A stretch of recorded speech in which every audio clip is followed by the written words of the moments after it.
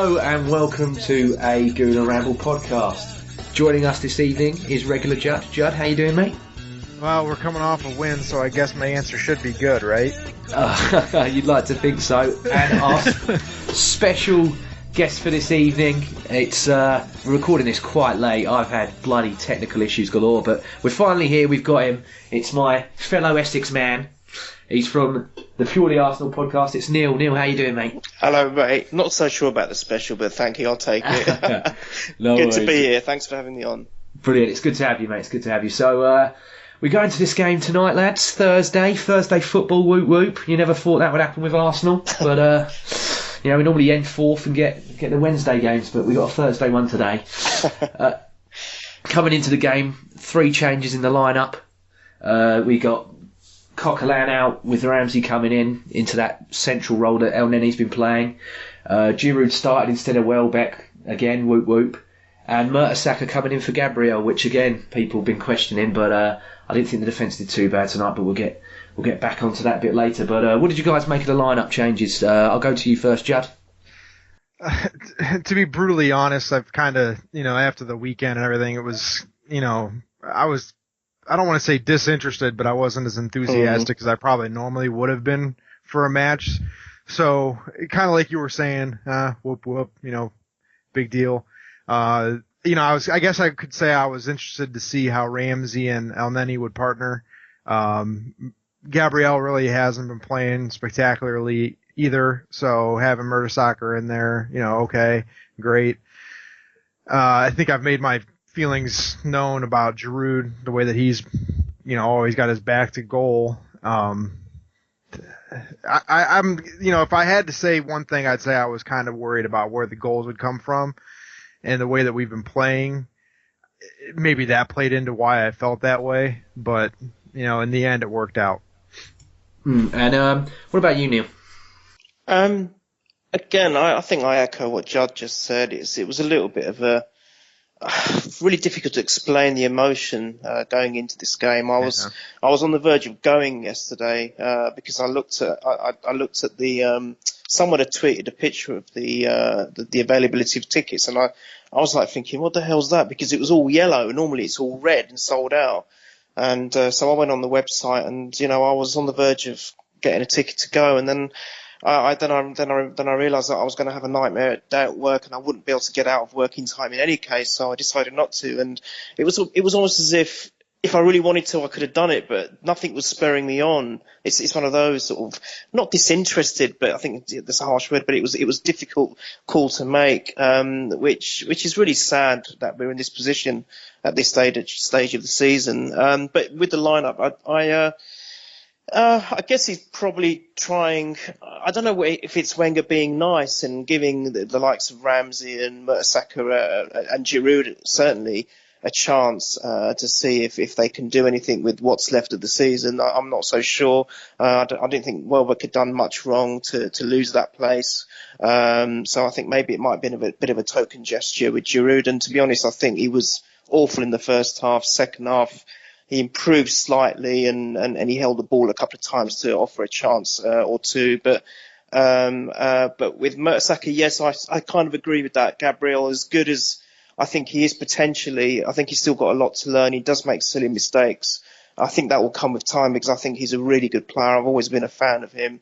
But I think sometimes Mertesacker, I know he's got so many critics, including people have said negative things about me, and I have as well in the past. But I think sometimes he does add an air of, I don't know, maybe a little bit of assuredness, especially when you've got crosses coming in and he can head them out with his height, etc. And yeah, sometimes he makes mistakes, but I think overall it wasn't too bad, and I think the defence, as Judd said earlier, did okay in the end, and we kept the clean sheet, which is the important thing. And Ramsey, I think it was probably worthwhile giving him a go, but I'm not so sure if Ramsey's going to be with us next season. I don't know.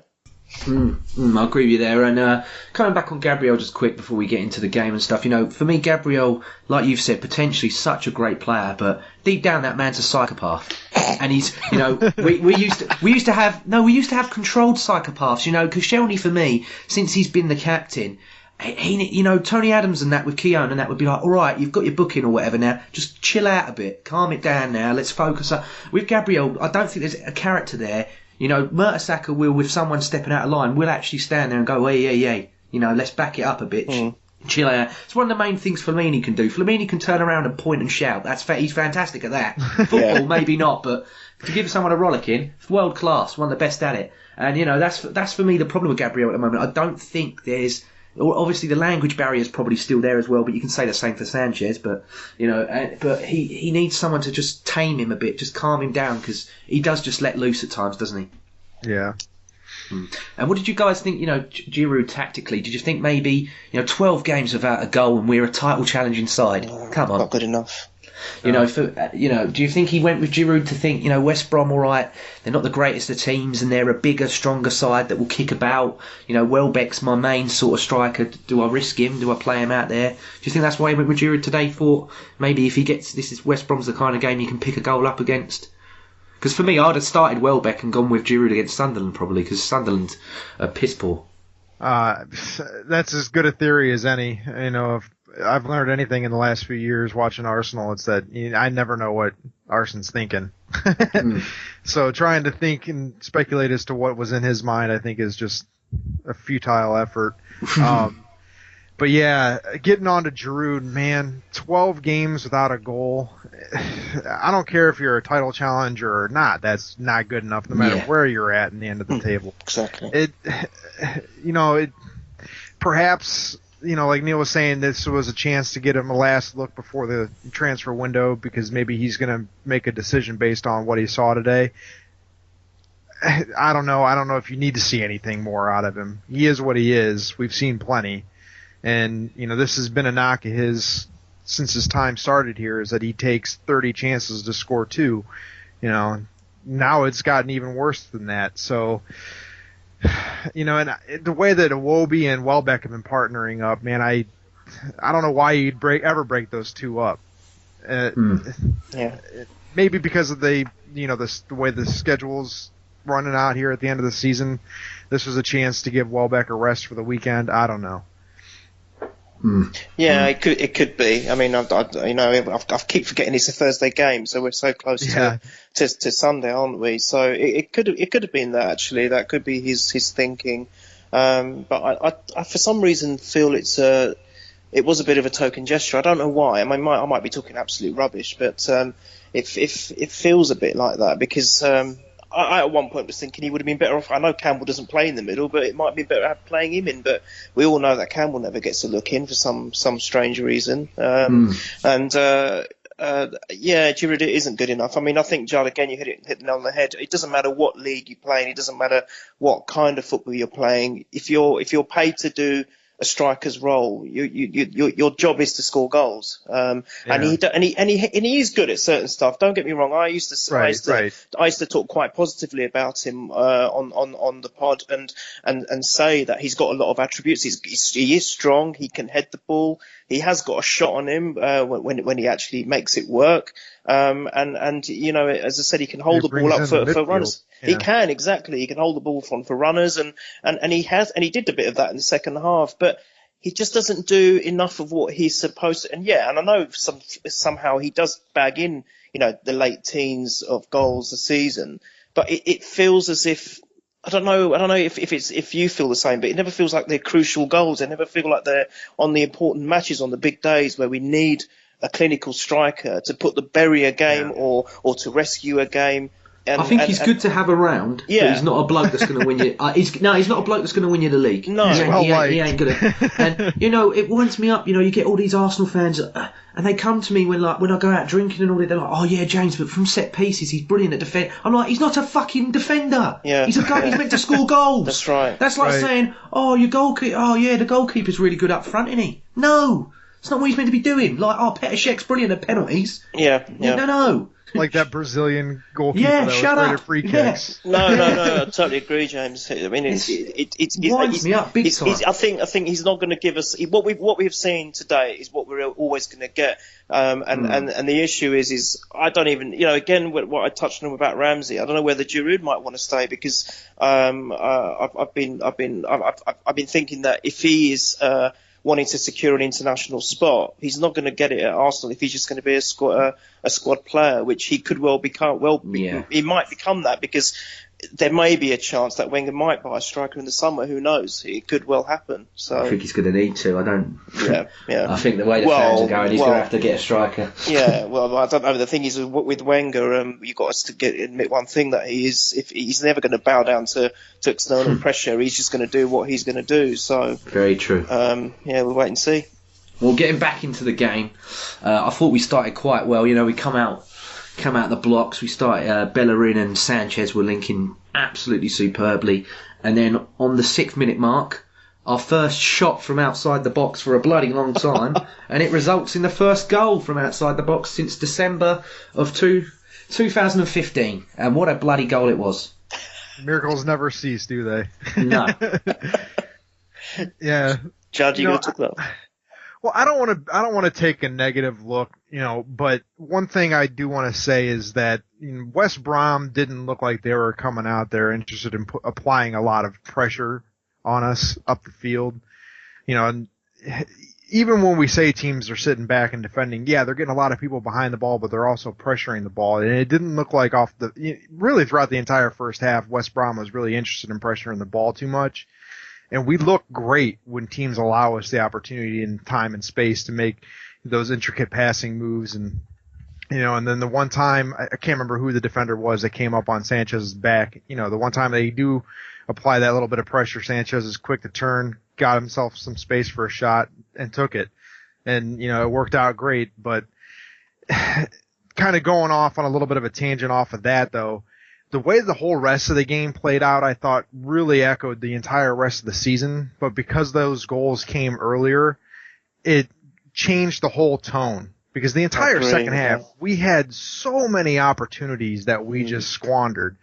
I mean, we put a ball off the keeper's face. We had opportunities that went just wide. I lost count of how many, goal scoring opportunities we had in the second half that we just fluffed, but thankfully this time, instead of being, 0-0 still or a goal down, we were already 2-0 to the good. So it took a little bit of the pressure off, but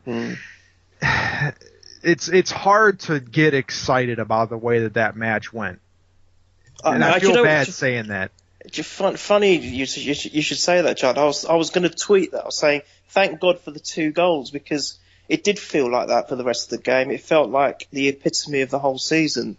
That we can play some really attractive football. Don't get me wrong, we were playing some superb stuff. Some of the movement around the ball and the goal mouth and the passing, as you said, was really mouth-watering. It's like, wow, and sometimes you just feel, why didn't that finish off with a goal? Because it deserved a goal. Sometimes you just think it so deserved a goal, but there just wasn't anyone there to finally put the ball in the net. But sorry, James, we both sort of gone away from the goal. It was a superb goal. Let's not take it away from Alexis. It was so needed. I mean, he has started showing a bit of that form that we've known him for, which we've become accustomed to, which he lost for a few weeks or a few months. And what a world-class turn as well. It was just everything about it was so sumptuous. And just leading up to the goal, his off-the-ball movement was superb. I don't know if you noticed, but he was really moving around. He had a lot of energy about him. I felt that his energy recently has been there. You can never question his enthusiasm and his energy and his bite, but it just wasn't really leading to anything. It'd become a little bit predictable, and I think a lot of the opposition had sussed him out. So Wenger decided to switch him on from the left to the right. I think that's been a positive move, and it's almost like giving him, and it seems to have given him a renewed sense of I don't know, desire almost, and he just seemed like the Alexis we came to know and love when he first came to the club. And that was just a superb first goal, wasn't it? And it really, I think, it started getting the crowd, what was there of the crowd today, a little bit interested, a little bit in tune with the match. And there was a few chances afterwards for both sides. Like I said, I thought Bellerin, he's our only player in the PFA Team of the Year. That's got a lot of criticism. Some people saying about Ozil, they normally judge it from, from a certain month to this certain, he went off the boil a bit, didn't he? So, I can see why Payet got in there, first season in the league. He's scoring these free kicks from 30 odd yards and this odd yard. You can see why he got it, to be fair. I can't take nothing away from old Dimitri Payet. So, but and we're playing quite well. West Brom had that chance from Macaulay, was it, from the corners, and I want to go on to that. Also into the second half, which we can talk about afterwards. But Cord, did you not feel worried from the set pieces? I thought tonight our set piece defending was absolutely diabolical. It's more of the same, really. I mean, that's the way we defend set pieces. The zonal marking, whatever reason you want to blame it. It's just the way that it's always been. And I was tweeting from the podcast account during the game and watching that corner that actually wound up going off the crossbar. I was already almost getting ready to start typing, and sure enough, from their first corner, I think it was actually their second, because I think they had one right before that we cleared out. But oh man, you know what though? Sometimes you need to ride your luck. We got a little bit tonight, and it changed the tone of the match. And quite frankly, we need that bad right now. Honestly, it's not going to come to a whole lot at the end of the season. We've only got 4 matches left. It's looking like we're going to get our 4th place trophy. There's not a whole lot to get excited about. We're certainly out of the title run. But, if you can end it on a positive note, it hopefully can carry in some momentum into the beginning of next year. But and quite honestly, we haven't really had much luck lately, have we? I mean, how many times have we hit the post in the last few weeks and then given up a wonder goal? It's just we needed that, and not to be negative, and I'll leave it at that. It's just for me. You look at all these players in there that are established internationals and everything else. How we do this podcast. We got microphones or headsets, headphones to listen, but we use our mouths to talk. Yeah. Now I don't know about the others, but every time I look at them, they've all got mouths. Why is no one going right? My ball. When that, I think it was the other chance they had from the corner. They all just seemed to watch it, and Sheck was looking at Mertesacker as if to be like, what are you doing? Mertesacker's looking at him as if to say, what are you doing? And Monreal's looking at the other one.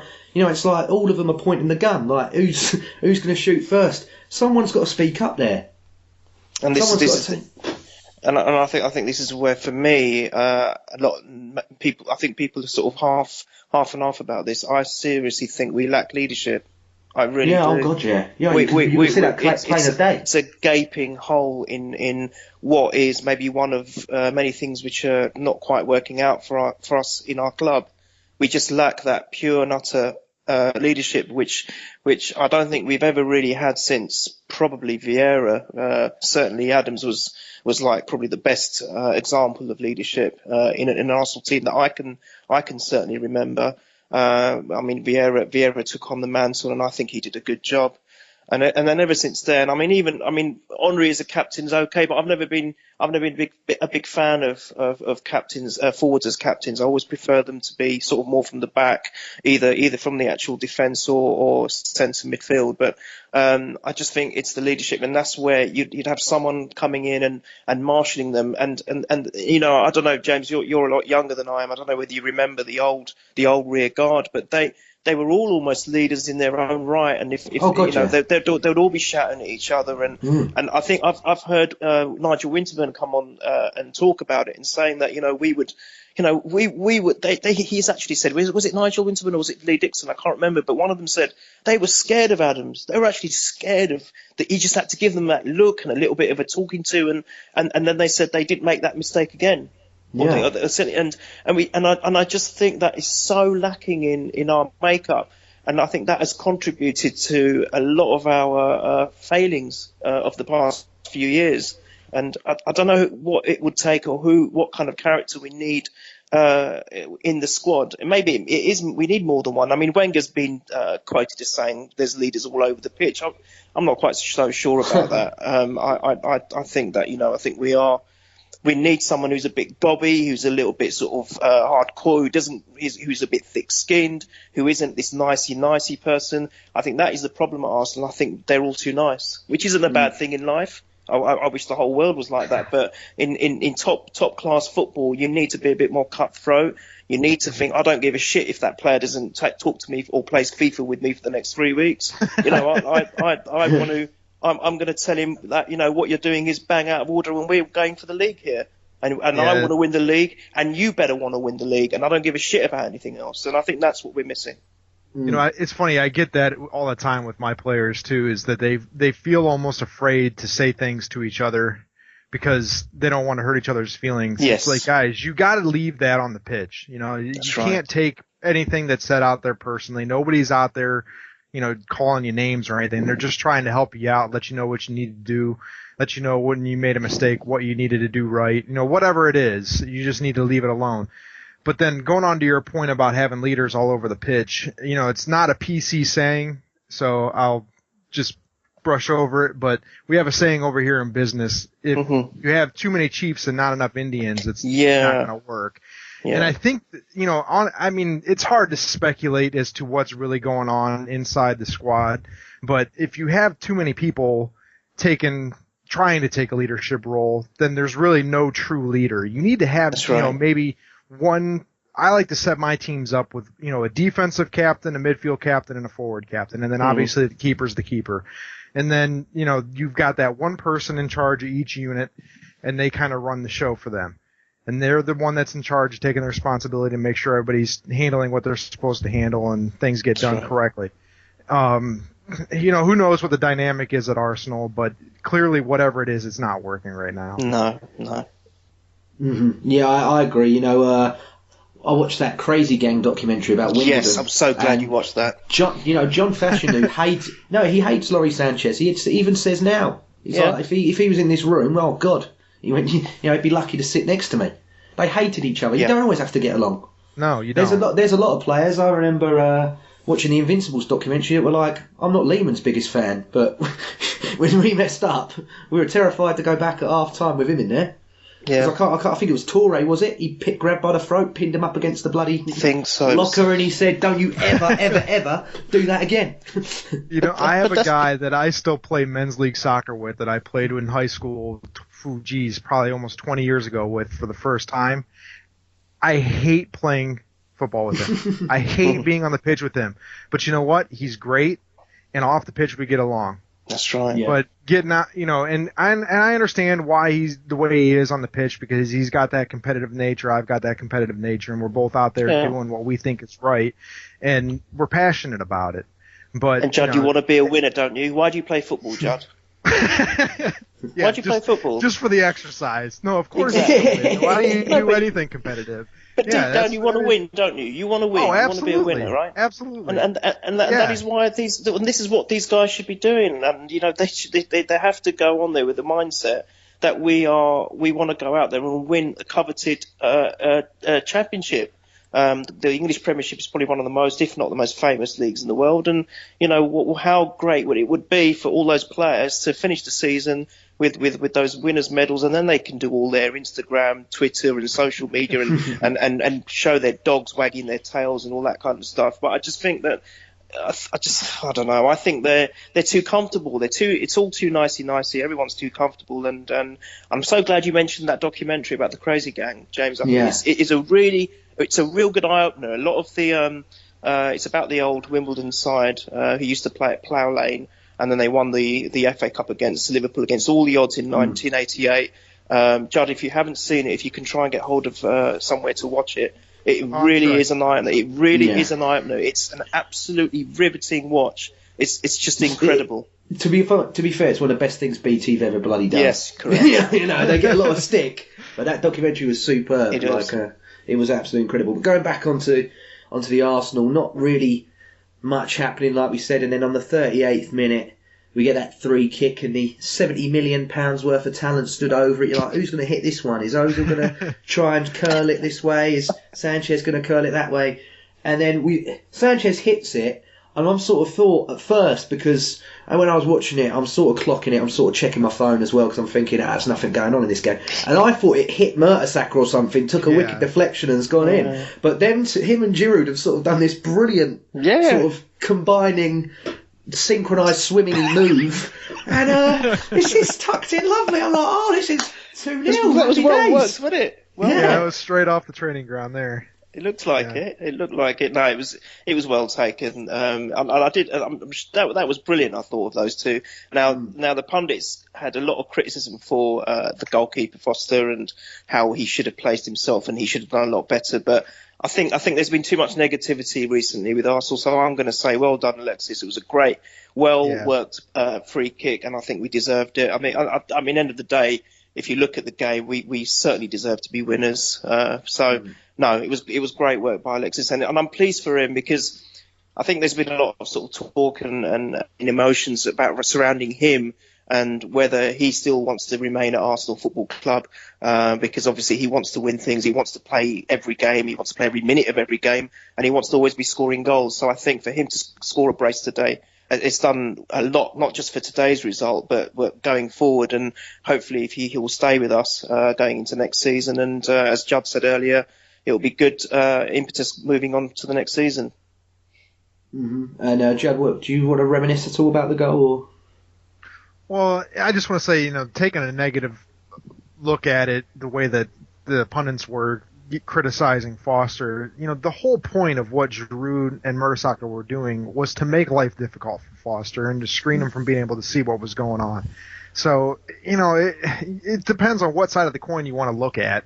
Honestly, I thought it was a brilliantly taken goal, and it was well executed by the entire squad, everybody involved.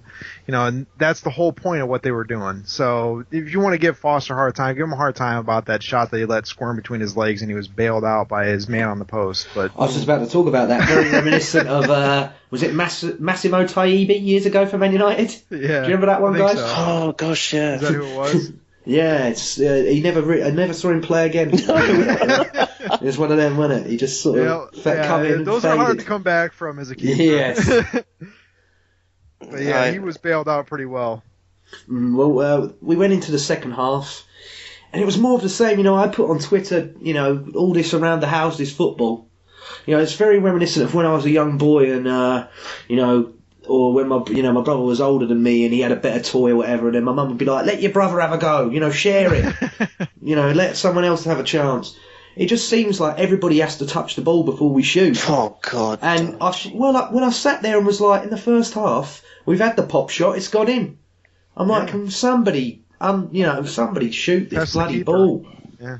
It's no coincidence that apparently the two goals that we scored today outside the box equal the whole amount that we've done outside the box for the whole season, or something stupid like that. It's ridiculous.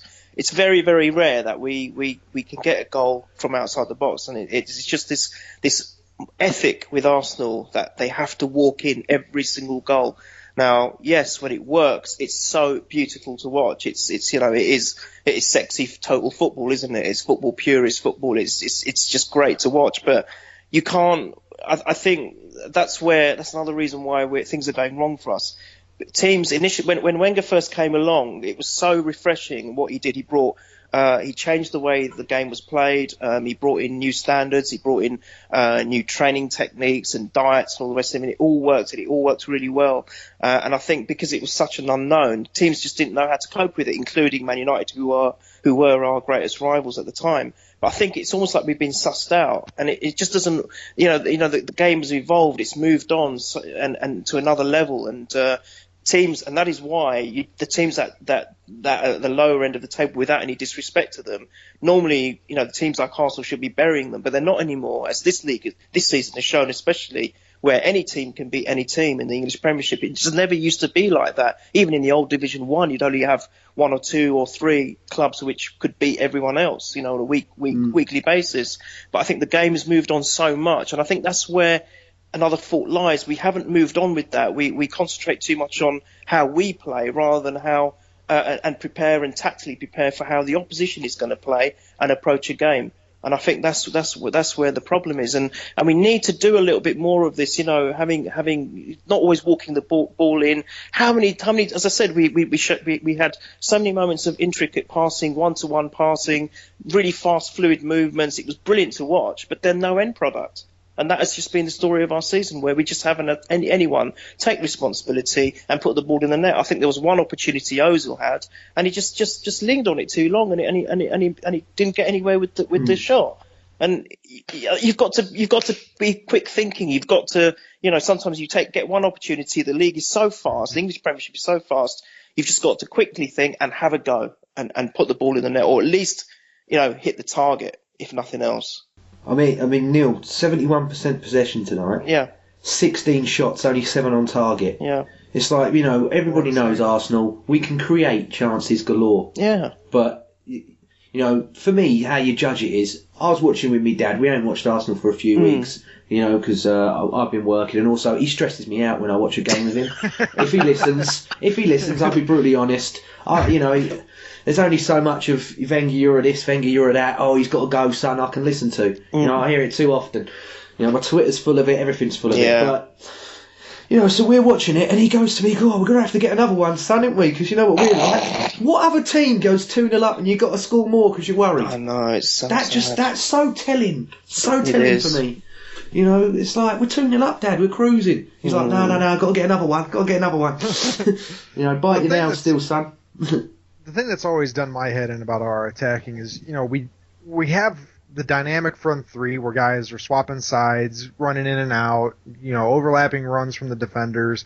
And what's the entire point of doing that? You're putting the defenders under pressure, making them make decisions, making them commit to different areas. But then all of our shots are trying to come from the same spot, right on the penalty spot, or right inside the six. If you start changing up where you're shooting from too, you pull those defenders out to the top of the box and give yourself space to get them. That's right. Yeah. And that's what has always done my head in is, they know that they can just sit deep because that's what we're going to try to do. If you start taking a few pot shots here and there, you open up that area behind the back four, or who knows, you get lucky and one goes in. How many? I'm not sure what the percentage is, but I'd have to imagine it's close to a third of the goals league wide come from outside the box. Yeah. I mean, I'm totally just shooting from the hip on that, but it seems like so many other teams are scoring regularly from outside the box, and then we're afraid to even have an opportunity. Take a chance. We can clearly create plenty of them. If you waste 3 or 4 a game, big deal. We're already wasting 12. Yeah, true. That is true. It's just the way that in the first half we've done it, and it's come off. So it's like, why not try again? The second half, all right.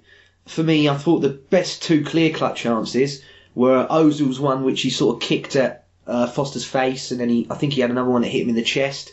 Iwobi did absolutely brilliantly, but unfortunately tripped over his own feet. Yeah. But then once the subs come on, Walcott and Joel Campbell, who literally we got a couple thousand people listening to this podcast each week on YouTube alone, and probably more on iTunes and all the other platforms. If whoever's listening can tell me what Joel Campbell did wrong, I want to hear it. Because for me, that boy's done nothing wrong. He's been right binned out. Oh my God! And I mean, I think he's a quality player. He's brilliant. I don't think he's going to ascend any really further than what he is. But at the moment, I like him. I think he does a brilliant job. And I mean, he comes on, and I thought he was going to score. I thought he's done a great job there. Great run, took on that man, not shy, gets stuck in. And all that in 5 minutes, James. 5 minutes he gets. Yeah. And you know what? I tweeted. I said that. It's amazing that he's actually got a shout today, but he still had to come on with Theo. It just doesn't make any sense, and only for 5 minutes, because he's always overlooked. Theo always gets the nod. I don't know whether it's because he's on 140,000 a week and Wenger's got to justify it. I don't know. It just doesn't make any sense whatsoever. From everything I've seen of Joel Campbell this season, he's been miles and yards ahead of Theo Walcott. I think in every single department. Yes, Theo had that one good game against Man U, and I can't really remember. He might have had one more, but that's it. But Joel Campbell has literally only been ever given what I would call cameo appearances. But the point is, it's a testament to the lad's character, because every time he makes one of those cameo appearances, he gives it his all. He really does try, and he does well. I mean, today, 5 minutes. And he still made an impression. Everyone was tweeting about it. Even the pundits said, as soon as he's come on, he's looked good. It doesn't make any sense as to why he's overlooked game in, game out. And I've talked about it before. I'm thinking, is there a personality conflict with Wenger? Is there favoritism? But it shouldn't make any sense, because you're all professionals. You're being paid as professionals. You're doing that job as a professional. That shouldn't come into it. Even if you did, like we were talking earlier about leadership, it doesn't matter. Even if you hate each other, you still have to work together to achieve your goals. And I just don't understand. There must be some reason as to why he's not getting a look in. Because he's one of them as well that's linked with going, and I'll tell you what, I'll be so pissed off if he goes. I'll be fuming. Yeah, but I won't be surprised, because I feel for him, James. Yeah, same. What has he got to do? What has he got to do? I even put him ahead of Oxlade. I really do. Oh God, yeah. Current form, yeah. So he's right up at the pecking order. So why isn't he getting a shout? It just doesn't. I don't know what else to say on it. For me, it's you picked on merit, aren't you? But it seems here you picked on name value sometimes. Yeah. There's been times this season where, like you said, Sanchez went off the boil. Ozil was well off the boil, but because they're Ozil and Sanchez, you can't. I'm like, sorry. Sometimes you got to be strong enough and go no. That's look at Ferguson. He dropped Rooney for that Man United game. Exactly. And Rooney bloody kicked up a fuss and wanted to leave. Yeah. Yeah. You got to do it sometimes. You've got to do it sometimes. But I mean, do you remember when Ozil wasn't firing and everyone was on his back and the rest of it? But he would never substitute him. Do you remember you'd go through the whole game and Ozil would be be having a poor game, and yet he still wouldn't be substituted. And it just goes to prove your point there, James. It's because of that. I think it's because of the status, because of the price tag, or whatever it is, and it's almost like, oh look, I can't because it would prove that I'm wrong. I can't drop this guy. I can't substitute him. And that's where, as much as I hate Mourinho, that's what he used to do. It didn't matter who you were. You could be bloody Messi and Ronaldo. If you had a poor game at Chelsea under Mourinho, he's hooking you off. He would take you off. He'd say, I don't give a fuck who you are. You're off. I get the impression sometimes that Arsene doesn't want to hurt people's confidence, but at the same time, when you do something like that to a player, if they've got the right mindset, that should be a motivating factor for them.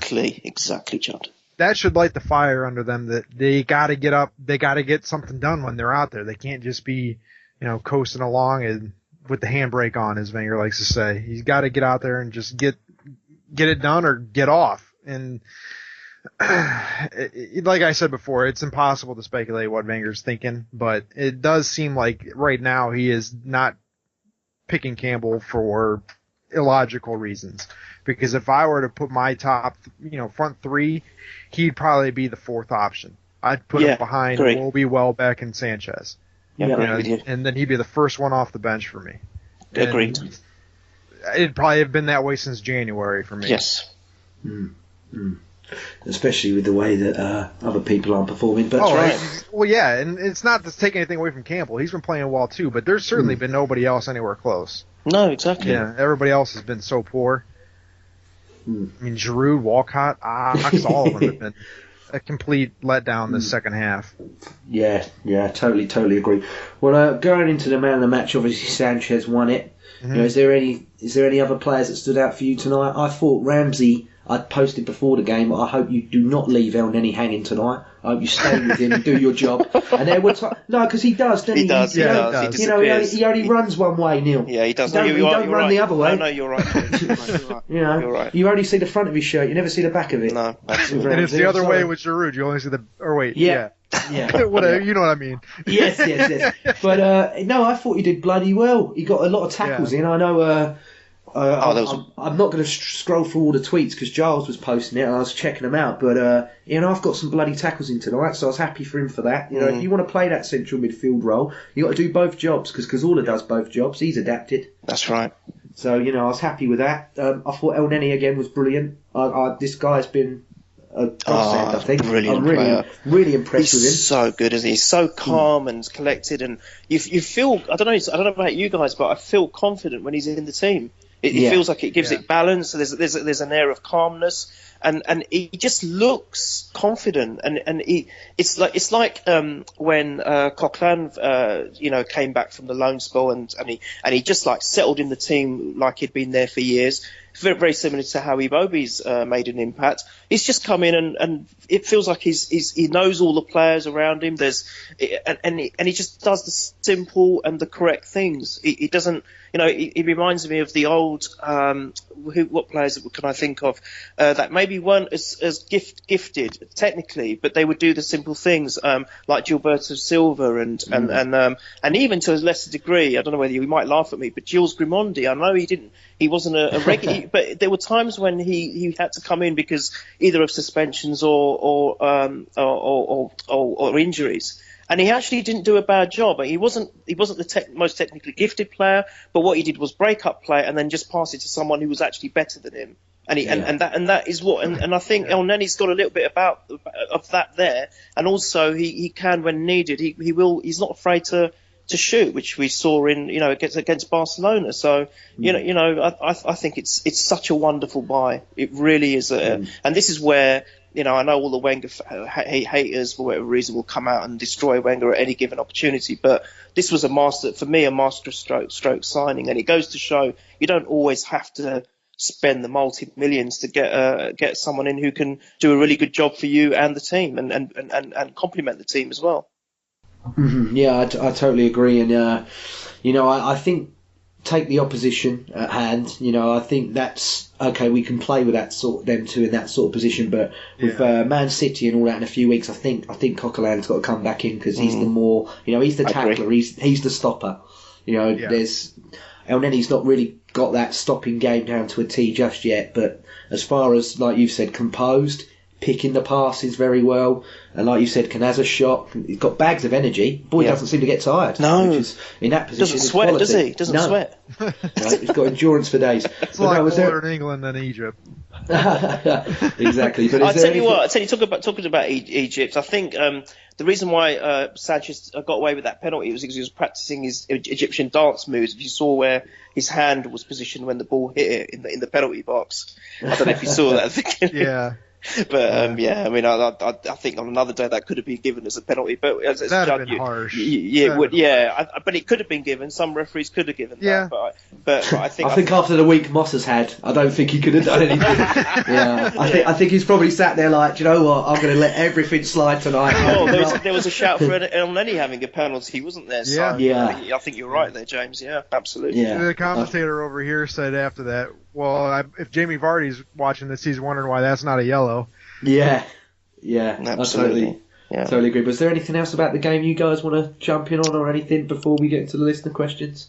I think there was some good performances. I thought Bellerin looked good, didn't he? There was some really lovely moments of skill from him. I just want to mention that lovely flick that Alexis did for him as well. I think that was in the first half, wasn't it? Middle of the first half, when Alexis just seemed to be on fire. And I think it was. And I think out of the three players that did come in, with the exception of Giroud, I didn't think Mertesacker did too bad either. I think he did okay today, and he cleared his lines at times. And I think it was overall it wasn't a bad performance, but I still am a little bit frightened. I have a little bit of fear in me that we take these leads and we still look fragile. I don't know. I think we still need to have a good run of solid performances and wins and clean sheets to, I think, restore that confidence in the fans. That's how I see it. The only small criticism I will have of Bellerin was there was 2 or 3 times I think in that game that I could count where just like pull the trigger, mate, do it, because he scored a few goals. I've seen him do it against Liverpool. Pull the trigger. Because there was a time where he was completely one-on-one and then he slid it across the box. I think it was right in the first half. And it was just like, why? You're in the PFA team of the year, not the rest of these, eh? Do it yourself. Do it yourself. Yeah. It's like it's infectious, isn't it? It's an infectious policy that we don't shoot. You just walk the ball in the net. It's bizarre. It doesn't make any... well, anyway, there you go. Yeah. The only thing I wanted to add was, I agree with everything Neil was saying about the individual performances. And, I think it'd just take one 6-0 bollocking, just completely pace the team, and confidence will be back. Yeah. Hopefully, at least for a week. When's the last time we did that? When is the last time we did that? Oh. Well, I thought maybe today could be the day when we went 2-0. I was like, this could be it. I know Spurs are quite uncatchable with the goal difference. Yeah. But it's like, if we, I thought this could be a 5 or 6er, but anyway, going into the listeners' questions, we got one from the podcast regular, the People's Champion Clive. He's got 2 here actually. He went, do you sometimes think we play in the wrong areas? Need to move the emphasis higher up? Judd? Yeah, I'd agree with that. I mean, I think a lot of times we get caught sitting way too deep. Well, when the opposition defense is sitting deep, we like to sit out towards midfield and, try to pick our passes from distance. Sometimes if you start making some runs and putting people under pressure, that's where they crack, they make mistakes, that opens space. Just a little bit more dynamic attack could help at times. I keep going back to the Barcelona match where they like to do the same kind of thing where they'll bring the ball up the field and then they'll pass the ball around the top of the box back and forth looking for spots. But it looks like when they're doing that, every pass is one away from a dink over the top, a pass threaded through the defense or something. It is going to come from it at any moment. And you just don't see that with Arsenal. It looks like we're looking just to keep the ball moving without any real end product in mind. Yeah, no purpose. It's just, just movement to move with no direction. And it's hard to really put your finger on exactly what it is. Is it an off the ball movement? Is it the first touch? Is it the mindset, the mentality? What is it? And it's certainly, with Barcelona, they do have that class that I think nobody else in the world does right now with their front three. But, there's just something lacking when we have possession far too often. Yeah. Well, we had 71% today. I mean, second half, prime example of it. We were going right through, and I'm like, here we go, come on, let's have it. And then it didn't work out. Went back to El Nene. El Nene passed it, I think, wide, and then it went back to Koscielny at the top again. And it's like, for God's sake. Yeah. It's like, come on. It was like that against Crystal Palace. It was too much side to side and then backwards. Too much side.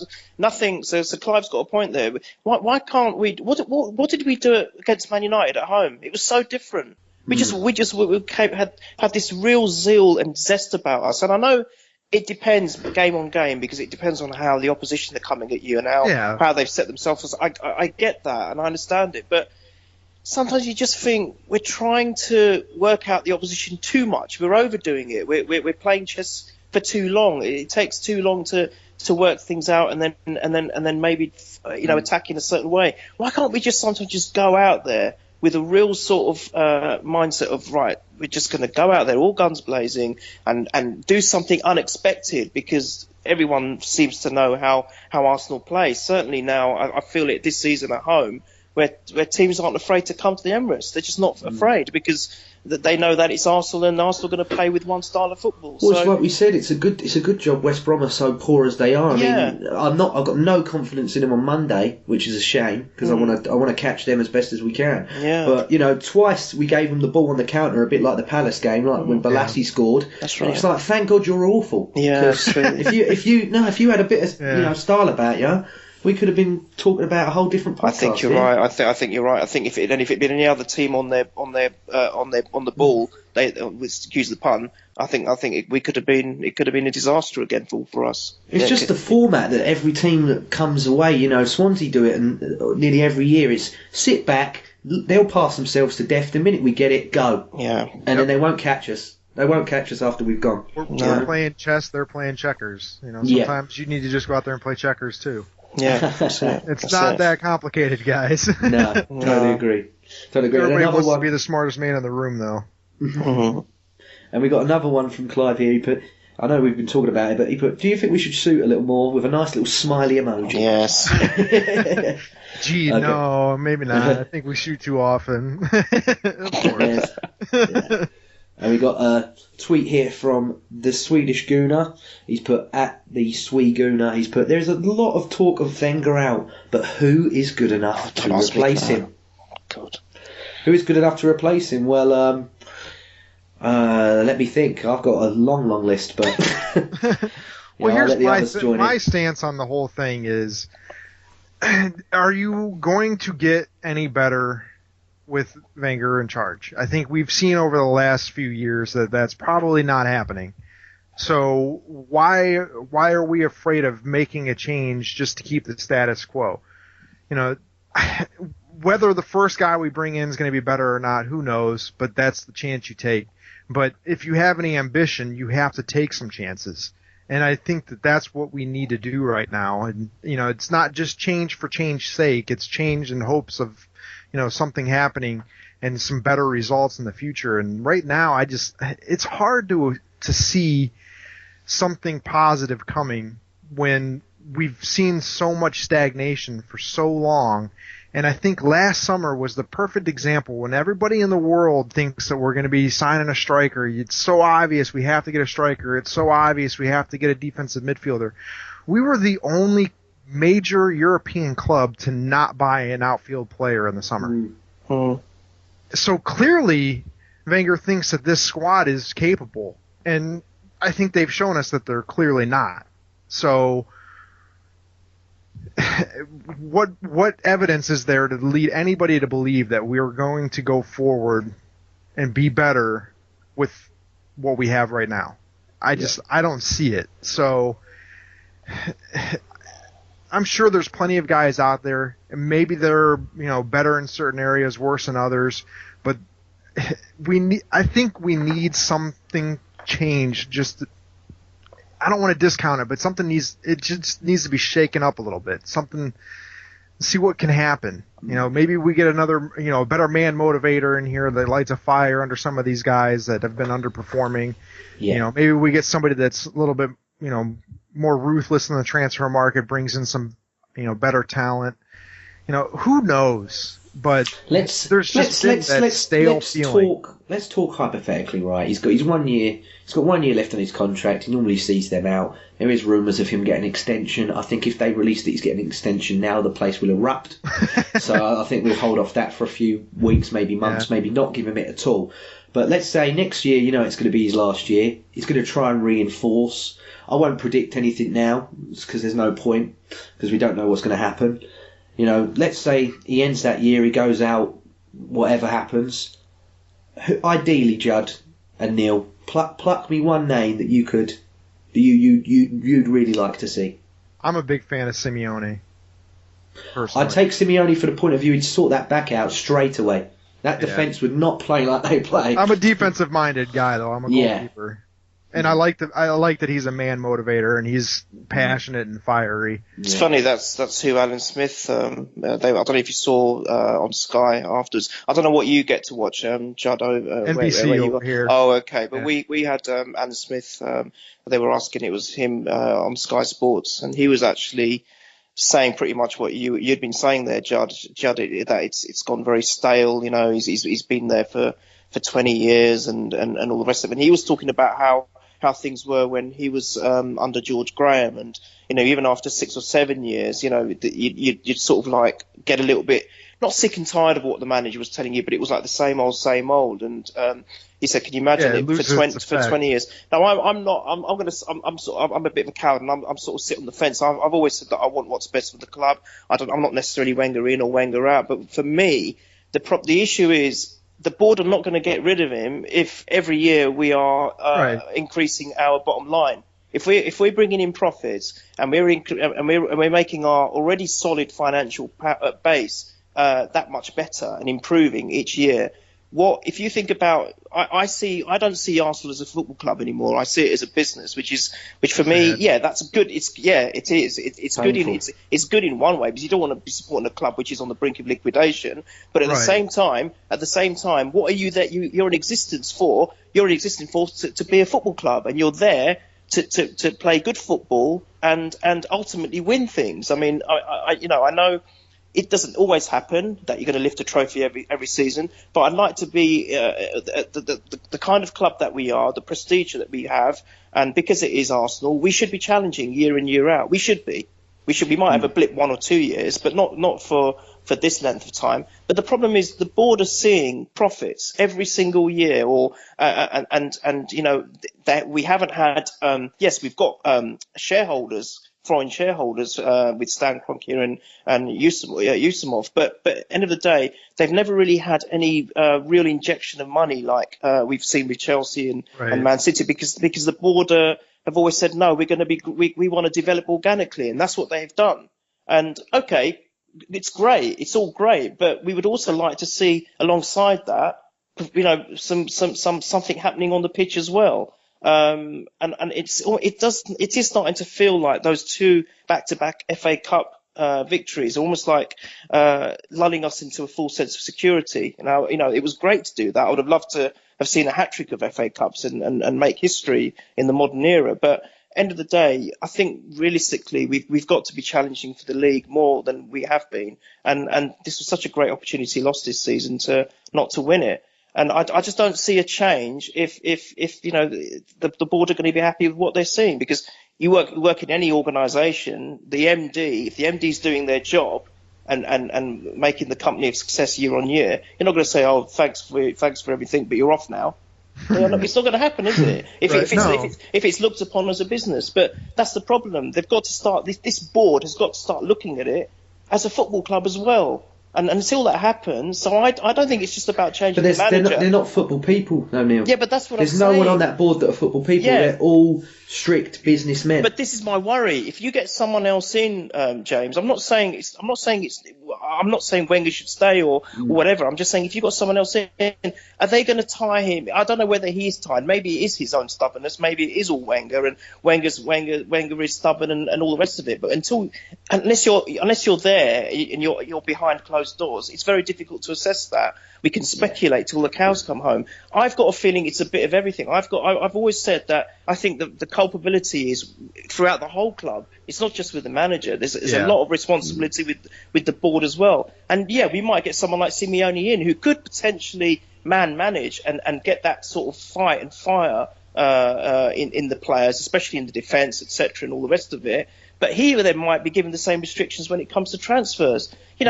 Why is it when Arsenal are linked with anyone, it takes fucking years? It feels like fucking years to actually seal the deal. You hear Chelsea or Man United or Liverpool or they're interested in this player, and then it seems to be done and dusted. With Arsenal, this and that, and that's lagging, and then it seems to take forever. And then when you actually think it's happening, then there's a problem with the visa, or it's just ridiculous. You know what the big one is? The big one for me is, Neil, is the one that winds me up the most with our transfer negotiations is someone like Gazidis or someone within the club, with that Chips Keswick or whoever, anyone like that.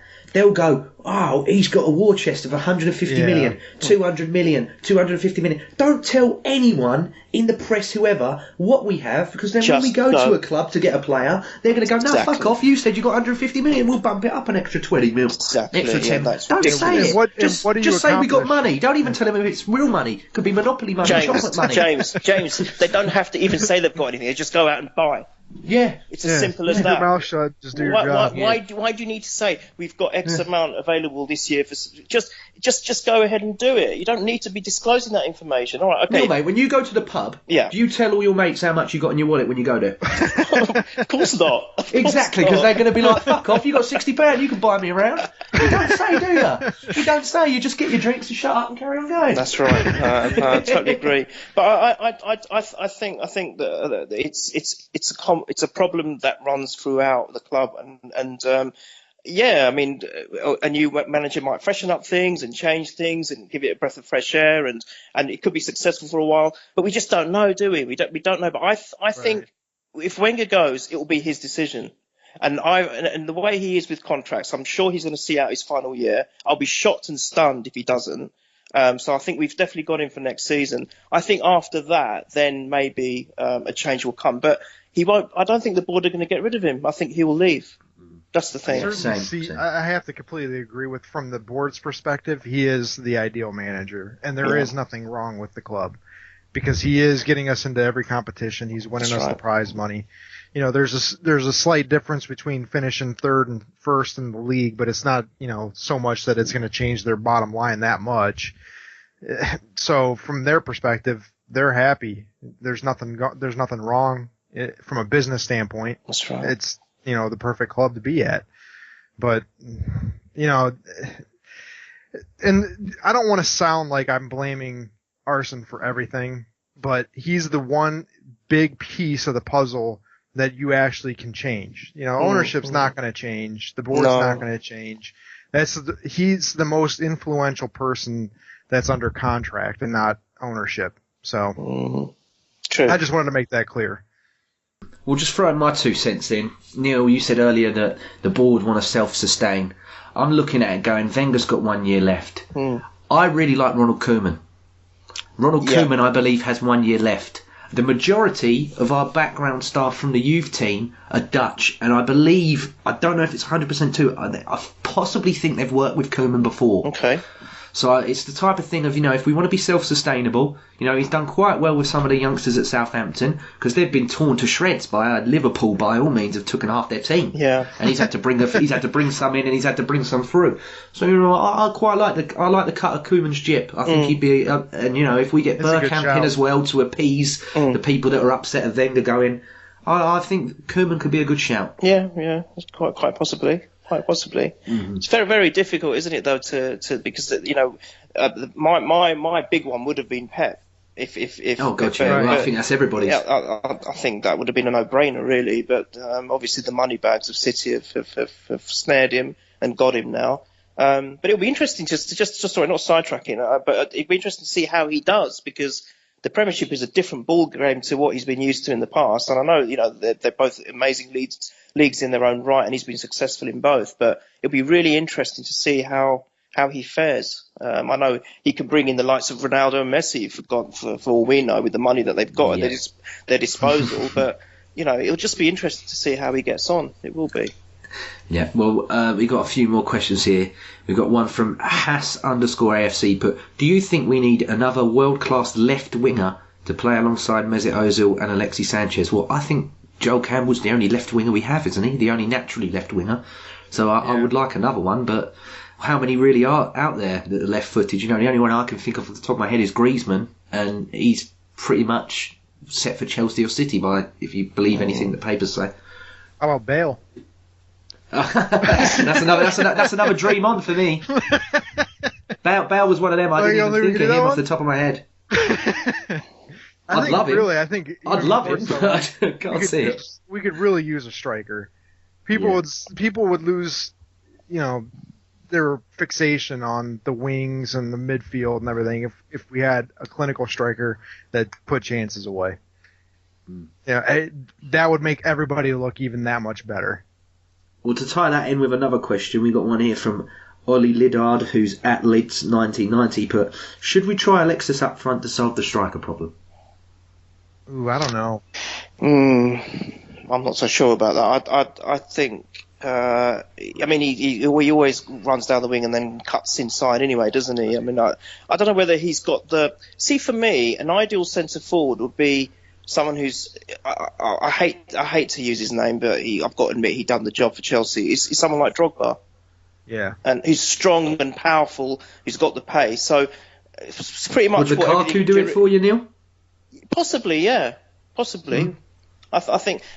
Sure, we've been linked with him in the past, and I don't think that would be a bad shout, to be honest, because I think having someone like that in the middle, running down the middle, I think it would change the dynamic a little bit. When you got Theo Walcott and then you got Lukaku or a Drogba kind of player, it's just two different kettles of fish, really, isn't it?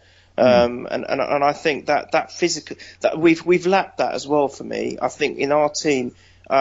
What I believe is Wenger's always tried to emulate the Barcelona of this world, but we just can't do that in the Premiership. It's a fast, it's a physical league, and I think we've lacked that physicalness since we lost the famous back four and even the players from the Invincibles. We've bought too many similar kinds of player.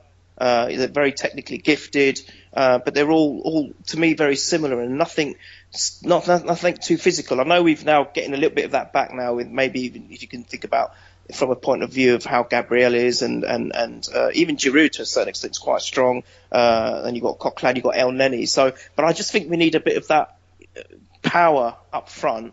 Giroud has got strength, but he hasn't got pace and he hasn't really got the killer instinct for me. So I think someone like that is what we need in the team. Just a strong spine. don't remember the exact figure, but Lukaku's like third in Premier League history for goals by the age of 23 or something like that. Oh, right. Okay. Yeah. And then he was behind, I think it was Owen, and I can't recall the other. But and they were Probably both Kane, players, wasn't it? I'm not, honestly, I'm not sure, but Yeah. I'd have to look it up, and I wasn't prepared to go into talking about Lukaku tonight. But No. they were both players from big clubs that were ahead of him. Who's he played for?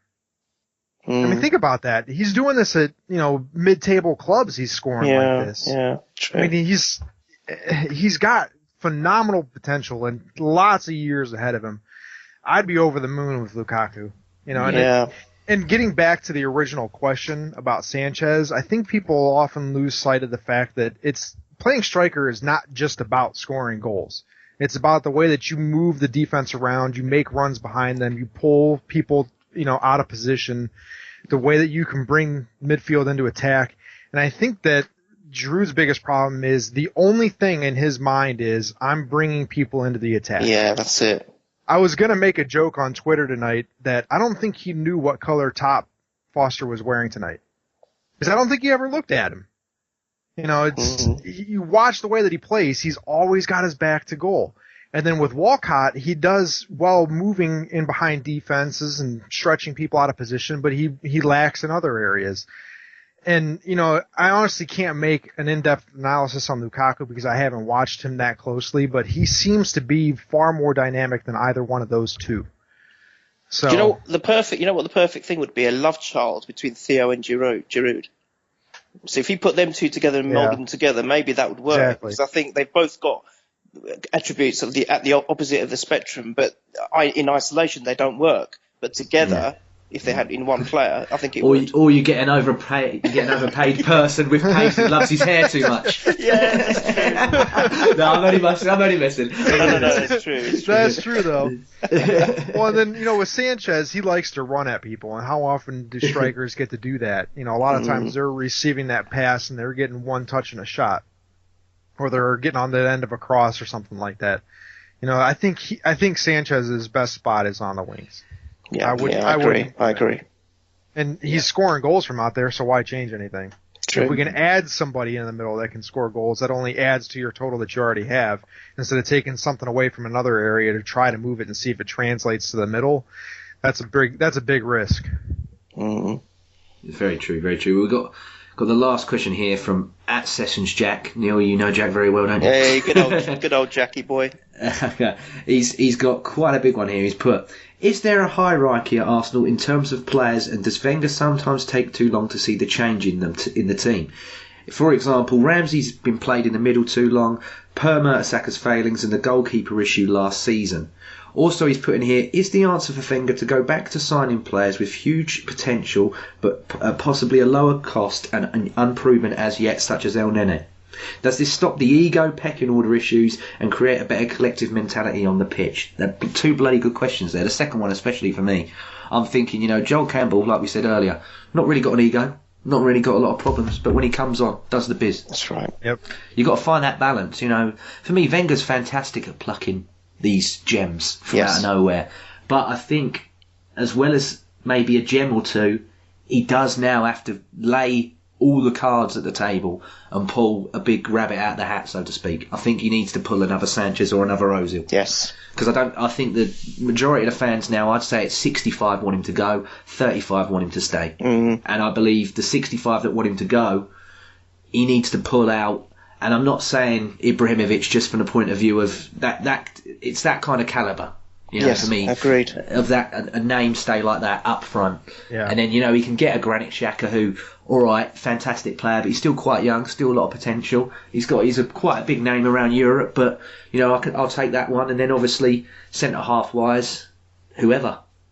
See, I always go back and look at what Arsene did with Henry and Fabregas and he saw that he brought in a youngster with lots of talent, hadn't really fired on anywhere yet, and then put him into a squad, and then they grew with the squad. The difference is those squads that they were put into were already strong squads with a lot of mature players that had already had relative amounts of success, And we've lost that balance, I think, over time, where we've gotten to the point, I think, what was it, back in 2009, somewhere around there, we had an average age of something like 24 and a half. We were the youngest squad in the league. The problem when you start, there's so much that you can get out of potential in isolation, meaning there's nothing for them to learn from, there's no experienced heads around. They're going to reach a lower ceiling than if they're learning from somebody that's already done it, and they're in a side that can cover for some of their mistakes that happen through immaturity. If we had a little, and we've gotten away from that, we've got more experience in the squad now. Czech, for example, and Mertesacker, and he's kept around Arteta and Flamini, and those guys aren't the same caliber as when Fabregas was playing alongside Vieira, but it's the same kind of coach on the pitch kind of mentality that I think we've shifted away from, and we look to be going back towards. So like James was saying, if we brought in somebody like Granit Xhaka and then had another big named experienced player come in with him, or because we're going to be losing a lot of experience, honestly, with Arteta and. Don't get me started with Arteta. That's wound me up. So, to pay a man 80 grand a week for 2 years and give him his coaching badge is only not to offer him a coaching role. What was the point? That is ludicrous. What an absolute joke. Potentially, he might be going to Tottenham if anything is true. If the rumours are true. You know what though? I mean, there's a lot of things that go on that we don't see. So it's true. Yeah. I'm trying to take a level-headed look at it and say that perhaps they didn't see his development reaching the point where they wanted it to be as a coach. He'll be a brilliant coach. He'll be a brilliant coach. You can just tell from his body language and everything. He'll be a fantastic coach. All the youngsters there speak so highly of him and how well he works with them and everything. City have already plucked Brian Kidd, Platt and Vieira away from us. If he goes there as well, why? James, why isn't he being considered for Arsenal? I don't get it. That you tell me. You've got just as much knowledge as me, mate. I have no idea. It's the fact we've paid for his coaching only to let him go somewhere. Why?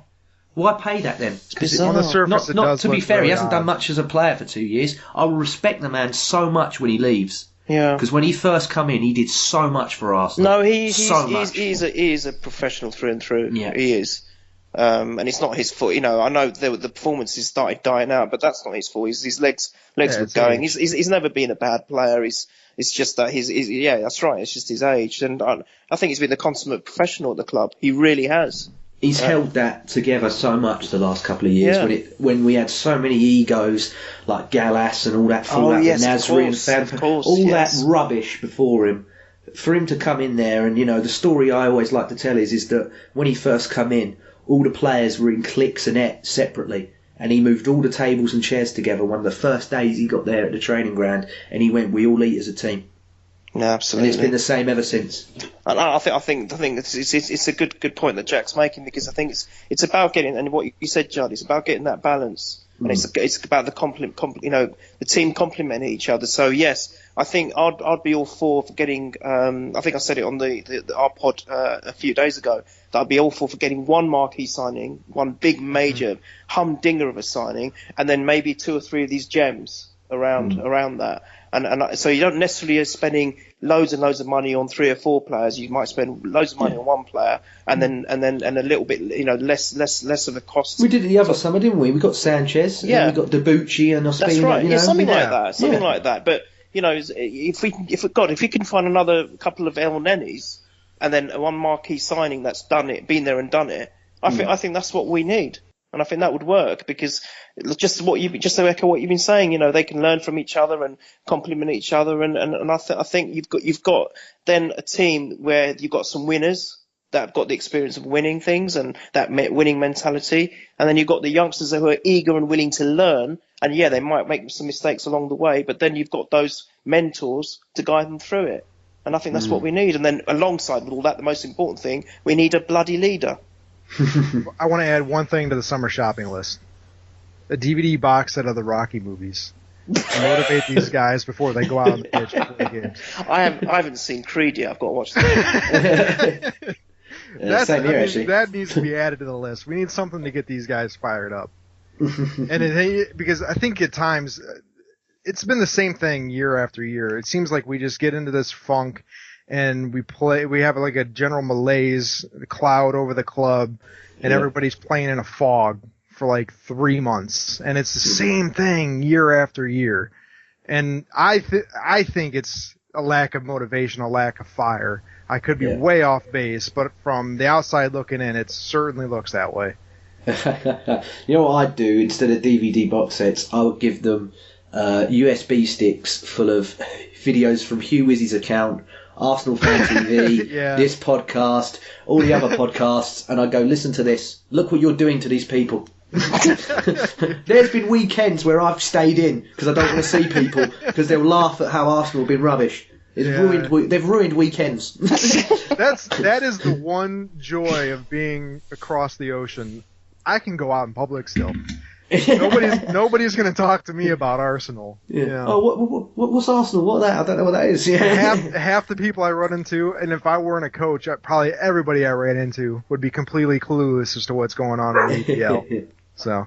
But do you know what? That's one good thing about these podcasts. It's like a godsend almost, because in a strange way they're almost cathartic when you have these really bad results and you feel like, I can't be bothered to now go and record a pod or whatever. But actually, when you start doing it, and then you got someone else who loves the club just as much as you do, and you're feeling their pain, and then they want to have a little rant or say this or that, just like you guys do, and then we do on our pod. It actually strangely cathartic, and you actually, when you finish recording, you feel a bit better. Although I know the world feels like the end. It does feel like the end of the world, especially if you've got the thoughts of maybe bloody the scum winning the league. You can't get any worse than that. But it is strangely cathartic, and it's nice when you hear that you get some feedback from listeners saying, "Oh, thanks for doing that," and it was good to hear that. It makes you feel like you're not alone, if that makes any sense. It really does bring that belonging, and I'm so grateful to be part of a podcast, and I'm so grateful for you guys to allow me to come on this one. So it's a really nice touch. Yeah. Well, just quick, we'll talk about today. There's a rumour of 75 minutes and a massive walkout. Not that there was a lot of people there to walk out in the first place, but I don't know if you know about what's happening over here, Judd, but Neil, this might make you smile, but I don't think the junior doctors are shitting themselves anytime soon, do you, mate? No, I don't think so. That's one of the worst protests I've ever seen in my life. I'm not a big fan of all this, Joe. I don't know how you guys feel about it. I think you can protest in ways, and that could potentially get the message across, but I'm not a big fan of doing it during a game. I mean, I know we're all disappointed. We're all really pissed off. I'm not trying to be the good guy and say, no, we shouldn't do this and we shouldn't do that. All I'm trying to say is, from my point of view, when you go and watch a team play football, I think you should just be there and try and back them as much as you can. You give them your 100%, because a 12th man for me is important. And the 12th man being the crowd is so important. I think it makes a huge difference. And I've got to give it to the away fans, because they're brilliant. When they go around across the country and in Europe, when we're in Europe, they're amazing. You've got to give it to them. But I wish that could be emulated with the home support. And I just don't feel, it's like I've always said about players. I know when if a certain player's pissing you off, when they're wearing the badge and they're on the pitch, the last thing you want to do is be booing that player and getting on their back, because it's self-defeating, and it will reverberate to that player, and it could probably potentially affect the other players as well. And that's the last thing you want to do. At the end of the day, no matter what we say about Arsenal, no matter what we think about them, for me, I always want them to win, no matter what. Even if it means now us finishing third or fourth, the last 3 or 4 games of the season, I still want us to win every single one. I wouldn't want us to lose. So I hear people saying, "I'll be better if we lose the games and get dropped out of the Champions League." No, I never want to lose, ever. And maybe that'll be a wake-up call. That is utter rubbish to me. You don't want to be losing, and you've got to think about the fans that are paying. We all are. We're all investing time in our club, but there's fans that come not just from England, but some of them come from abroad, paid heavy prices to go and watch Arsenal. How would they feel? They go and then the rest of the fan base is saying, "Oh, we want them to lose." It's just not. It just doesn't make sense to me, and I'm sure that's just the minority, because that's been proven today. Because I didn't see anyone bloody walking out the stadium for 75 minutes. No. For me, I think once the game's on, leave it be. Exactly. As soon as the final whistle goes, I've got no problems with banners whatsoever. Today there was, 2 or 3 anti-Wenger, anti-Kroenke banners. There was a guy with a one Arsene Wenger banner. And that guy who's holding the one Arsene Wenger banner, utmost respect for him. And I hope on Twitter he doesn't get called a nonce or a mug or have his kids threatened to be... talk about that DT all you like. But he's not... Don't threaten his kids. Don't threaten him. Don't call him a nonce and all of this. He paid his money. He's entitled to his opinion. Whether you like it or not, everybody... It's 2016, for fuck's sake. If I want to hold up a banner saying whatever I want, it should be up to me. Shouldn't be criticised for it. No, so I respect both banners. I respect anybody who wants to say whatever they like. Yeah, I'm not sure about banners and things. I don't know what my actual personal opinion is of that. But I think I don't have a problem with freedom of speech. I think everyone, as you're right, absolutely everyone's entitled to an opinion. That's what makes us all different in life, and that's why life is so interesting, because it's so diverse. We can all love and hate the same things, but we might have different opinions as to why we love and hate those same things. And there's nothing problem. But I just have an issue trying to disrupt or do it in the middle of a game. I really, and even in the way start of a game, because again you're putting you're sending the wrong message across or a negative message across, and that's what you don't want that for your players or for the team that you love. I'm not quite sure I agree with that. It's the thing that annoys me is when they go, oh yeah, but even at the end of the game, when the players come over and they have to see it, that's really annoying. It really must play on their minds. It really must bother them. Do you know what? I work in the retail industry, right? If people aren't walking through the door, I worry about my job. If at the Emirates, when we play whoever in a couple of weeks' time, 5 people show up. They've got ironclad contracts. They're still getting 100 grand, 75 grand, 85 grand a week. I don't think they care if someone's holding up a banner or not. Deep down, I don't think they give a shit. No, that for me is a different argument. That does piss me off. I think players across the world, football in general, the people have paid far too much money. Yeah. I think it's too comfortable. Their mortgages and everything, they've got no worries about that, because they're still going to go home to a lovely residence. They're going to have nice things. They're going to have nice cars. For me, where's the motivation? I mean, I know it's never going to happen, but I've always believed in performance-related pay. So if you can be paid, you die. Yeah, you can be paid a fairly good wage. I'm not saying you're not, because I mean, all right, they're masters at what they do, and they obviously have to have some quality to be playing at that level. So yeah, you be paid a certain wage, but I think all the really massive benefits should come on based on maybe quarterly performances or something like that. I know it's never going to happen, but that's what I believe. I just think it's too comfortable, and especially at the moment with Arsenal, it's just too much of a nicey feel going on. So that's my 2 cents on it. No, I agree. You see that over here in American sports, especially because all sports, the athletes are paid ridiculously well. And you can tell that a lot of them lose that hunger and that fight. Exactly. And I'm sure you guys don't hear about it over there, but we had I'm a Cleveland Browns fan in the NFL because I live outside of Cleveland. And we had 2 guys that were drafted in our rookie draft where we bring in new players 2 years ago. Both real high picks, first round. Both guys, just once they got that payday, just started mailing it in, showing up to practice late, going out and drinking night before games, doing stuff like that, and now they're gone. But they got that guaranteed money. They got those huge paychecks. I think they both made over $30 million for 2 years and nothing. Hardly ever touched the field. They lose it's that. It's going on in all sports for me, mate. I think young players are getting so much so early. And I remember years ago with Anelka, I think it was his brother-in-law or his brother or whoever that was his agent. That's right. And he demanded so much money from Arsenal when they were like, he's 18 years old, he doesn't drive. That's right, I remember this. He doesn't drink because he's Muslim or whatever, isn't he? Yeah. And it's like, what do you want that much money for? And I think it was his brother-in-law or whoever smacked David Dean in the face, didn't he, about it? And then that's what ultimately led him to go to Madrid or whatever. That's right. Yeah, there was something kicked off big time, yeah. I don't blame the China players. finally.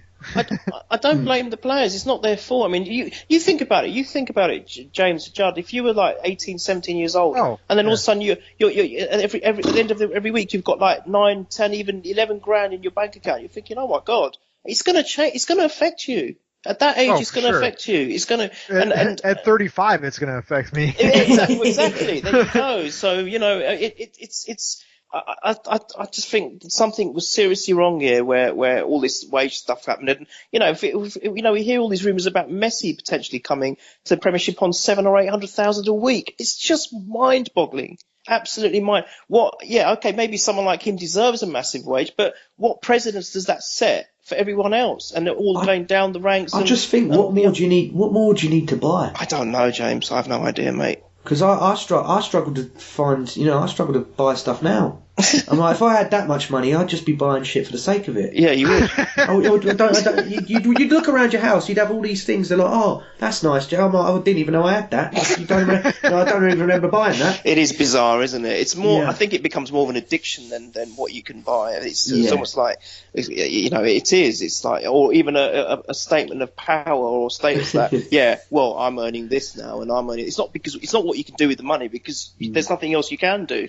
It's more of a status thing, isn't it? More than anything else. But it's a debate for another thing. There's only so many extensions and swimming pools you can have, though, isn't there? I don't know. I don't know. I could keep going with Nando's and Five Guys. It'd be hard to do with a team sport, but if you could get a compensation structure that was similar to golf, where it's all based on prize money, and then if you were good enough, you got sponsorships on your own outside of the game. Yeah. But I don't know how you could do that with a team sport, but that's the only kind of real, because then, once that payday comes, you got to work for the next one. Absolutely.